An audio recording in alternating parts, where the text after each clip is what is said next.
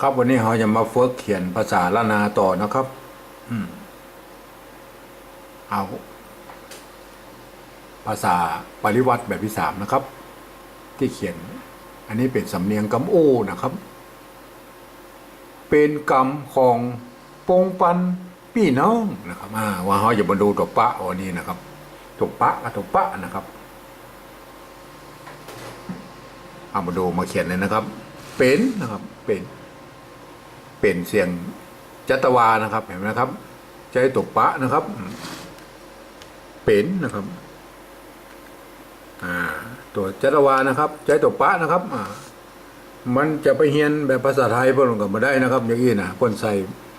ไม้ขอจ้าก็ไอ้ไม้ซัดไม้แต่คู่นะภาษาไทยนะเฮามาใส่อีมันก็มันต้องเป็นอยู่แล้วนะครับมันบอกโอ้มันจะกดเสียงไปเท่าไหนแล้วมันเป็นมันต่ำสุดแล้วนะครับมันไปมันได้แล้วเพราะฉะนั้นมันต้องเป็นอยู่แล้วนะครับแต่ถ้าสมมติว่ามันมีสองแง่สองงามนะครับอย่างนี้นะครับอันนี้สองแง่สองงามนะครับอย่างนี้นะครับจะเป็ดหรือเป็ดนะครับจะเขียนเป็นเป็ดนะมันเป็ดนะฮะมันเป็ดเสียงเอกได้นะครับมันเป็ดนะครับเอาเป็ดหรือเป็ดแล้วครับทีนี้เรามันต้องใส่ไม่ชัดแล้วครับมันอย่างนี้นะเห็นไหมครับเป็ดนะครับ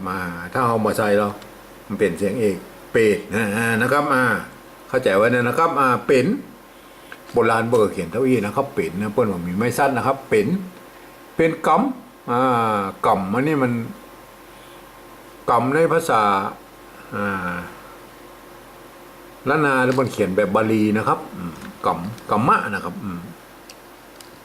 กำมะนะครับอันนี้กำมะนะครับเปิ้ลบาลีนี่เปิ้ลบ่ต้องเปิ้ลถือว่ามีตัวซ้อนตั้งหลังนี่สะกดเป็นตัวสะกดตัวซ้อนตั้งหลังนี่ก็ถือว่านะครับเสมือนว่ามันมีไม้ซัดอยู่ด้านบนนี่แหละนะครับไม้พัดนะครับเป็นเหมือนมันมีอย่างอี้อยู่แล้วนะครับเปิ้ลบอกบ่ต้องใส่นะครับมันมีอยู่แล้วนะครับกัมมะนะครับอันนี้อ่านว่ากัมมะนะครับกัมเขียนยังไงนะครับเอาละห้ามนะครับเอาละห้ามมาห้ามตัวลุ่มนะครับห้ามตัวลุ่มนี่นะครับละห้ามก็อ่านว่ากัมนะครับกัมเป็นกัมของนะครับของง่ายๆนะครับตัวคะตัวเป็นตัวสะกดนะครับ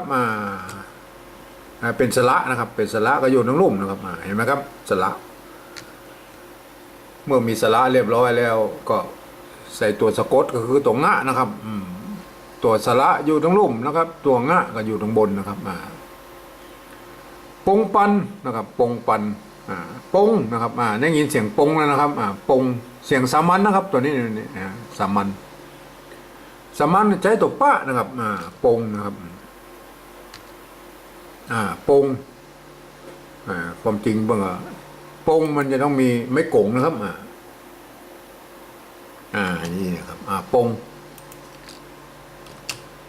ปงอันนี้ก็อ่านว่าปงนะครับปงแต่ถ้าสมมติว่ามันมีตัวมันเป็นปงปันนะครับมันเป็นภาษาออกไปทางไอ้สันสกฤตหน่อยนะครับรู้สึกว่าจะเป็นภาษาสันสกฤตปงเลยปงถ้ามันกับปงเลยนะครับปงจำปงบ้านปงนะทีนี้มันมีปงปันนะครับอันนี้มันต้องเป็นภาษาสันสกฤตแน่ๆนะครับมันมีตัวสะมาสะกดนี่นะครับตัวสะบะกัมนี่นะเขาก็จะต้องเอามาซ้อนกันอย่างนี้นะครับมาเป็นหางนะครับนี่นะครับปงนะครับ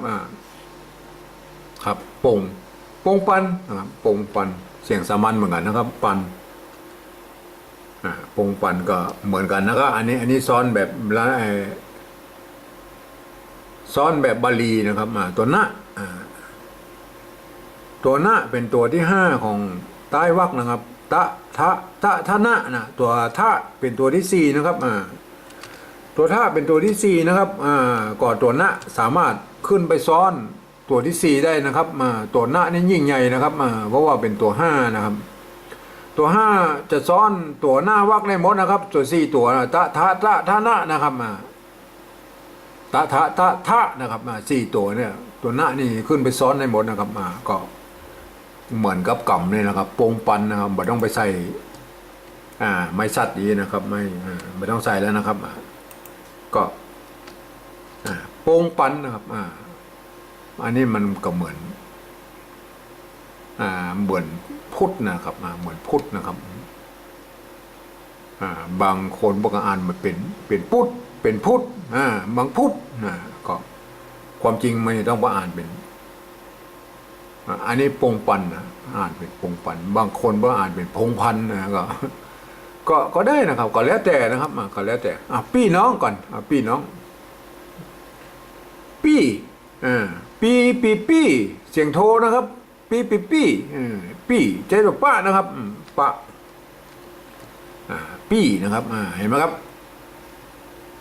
ถ้าเขียนใหม่ๆเอาตารางอันนี้ไว้ข้างเลยนะครับจำไว้แล้วว่าเสียงเอกตัวไหนเสียงโทตัวไหนเสียงตีจะใช้ตัวไหนนะครับก็น้องเสียงตีนะครับตัวหน้านะครับตัวหน้าเสียงตีน้องนะพี่น้องเห็นไหมครับอันนี้อ่านว่าพี่น้องนะครับแต่โบราณมันบอกว่ากรรมนี่มันยาวไปนะครับเอาผสมเนี่ยเป็นคำพิเศษนะครับก็เอาตัวสูงใส่นะครับก็คือไม้ขอจ้างนะเอาเปลี่ยนไม้เยาะนี่ออกไปนะครับเอาไม้ขอจ้างใส่นะครับเห็นไหมครับแล้วก็เอาตัวหน้าเนี่ยมาไว้ทั้งรูปนี่นะครับหน้าเห็นไหมเอาตัวกันย่อนนะครับมาไว้ทั้งรูปเห็นไหมครับตัวง่าครับสะกดอยู่ข้างหลังนี่นะครับตัวนี้อ่านว่าพี่น้องเห็นไหมเป็นกรรมรวมนะครับเป็นกรรมพิเศษนะครับพี่น้องเนี่ยนะครับทีนี้เรามาเขียนเป็นภาษาปริวัติแบบที่3ดูนะครับก็คือการที่ปริวัติแบบที่2นะเขาเท่ๆทีนะก็คือการที่เอาอักษรไทยนะครับมาปรับเทียบเพื่อเป็นอักษรละนานะครับแล้วก็ประกอบคำขึ้นมาแบบภาษาไทยนะครับเป็นนะครับนี่เห็นไหมครับเป็นเปิ้นเอามาเทียบไปเปิ้นมีตัวใดก็เอามาต้องอันนะครับบ่ได้ใส่นี่นะครับบ่ได้ใส่ไม้แต่คู่อย่างนี้นะครับเปิ้นบ่มีนะครับบ่มีเฮาก็บ่ต้องเอามานะครับภาษาปริวัติแบบที่2เป็นกรรมนะครับทีนี้มันก็อย่างนี้มันอ่านบอกแล้วครับถ้าสมมติว่ามันแบบไทยแล้วมันก็อ่านบอกแล้วครับมันอ่านบอกนะครับเพราะฉะนั้นมันต้องใส่อันนี้แม่อันนี้เหมือนกับเปิ้นว่าเสมือนมีไม้พัดไม้ซัดอยู่ทางบนนะครับแต่เปิ้นลดรูปได้นะครับลดรูปในภาษาบาลีเนี่ยเพราะฉะนั้นเวลาเราปริวัติแบบที่2นี่เราก็เอาไม้ซัดมาเนี่ยนะครับกำนะครับทีนี้มันตัวนี้นะมันเป็นมีละห้ามนะครับละห้ามก็คือไม้แต่คู่นะครับเห็นไหมฮะเป็นกำนะครับของ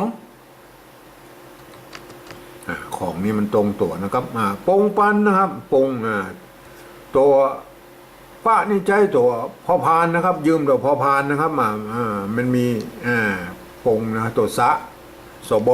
สะกดนะครับอันนี้ก็เหมือนกันในกรณีแบบกำเหมือนกันนะครับปงปันนะครับปันนะครับเอาไม้หันอากาศมาเห็นนะครับปันทะนะครับเห็นไหมครับปันทะกะลันเนี่ยปงปันนะครับบางที่ปกติอ่านว่าเป็นพงพันนะสมมติว่ากับแบบอี้แล้วครับกับแบบอี้แล้วครับ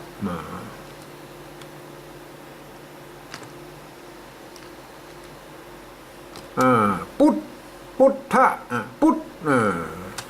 ใส่อันนี้ความจริงต้องอ่านว่าพุทธปอนะครับพุทธเสียงตีพุทธนะครับไม่ได้เพื่อนอ่านกันพุทธนะครับเป็นพุทธก็มันก็ไม่ใช่ถูกลักนะครับเพราะว่ามันเป็นโทปะนะครับแต่เพื่อนอ่านตัวแบบมันกลายเป็นภาษาปริวัติแบบที่2เนี่ยก็เลยอ่านแบบภาษาปริวัติแบบที่2เลยนะครับเป็นพุทธไปอย่างนี้ครับก็แล้วแต่นะครับก็ความจริงมันไม่ใช่ถูกหลักการนี่ก็มันก็แล้วแต่ ใครจะอ่านพุทธหรือพุทธก็แล้วแต่ อันนี้ก็ใครจะอ่านเป็นพงพันธ์หรือปงพันธ์ก็ส่วนแล้วแต่นะครับก็โยนกันไปนะครับแต่ตามหลักมันต้องอ่านเป็นปงปันนะครับอันนี้ก็เหมือนกันก็ต้องอ่านว่าเป็นพุทธนะครับพุทธนะครับพี่น้องนะครับปี้นะครับอันนี้มันตัวปะนะครับก็เอาตัวปะมานะครับปี้นะครับปี้น้องเห็นไหมน้องนี่มันเปลี่ยนแปลงนะครับท่านจะเห็นความแตกต่างการเขียนปริวัติแบบที่3นะครับตรงบนนี่นะครับกับภาษาปริวัติแบบที่2นะครับมันก็คนละหลักการนะครับทั้งรูปนี้ต้องใช้หลักการภาษาละนาอ่านนะครับเป็นกรรมของปงปันพี่น้องมันก็คืออ่านแล้วมันก็คือได้ตังบนพวกนะครับได้เสียงตังบนเนี่ยนะครับ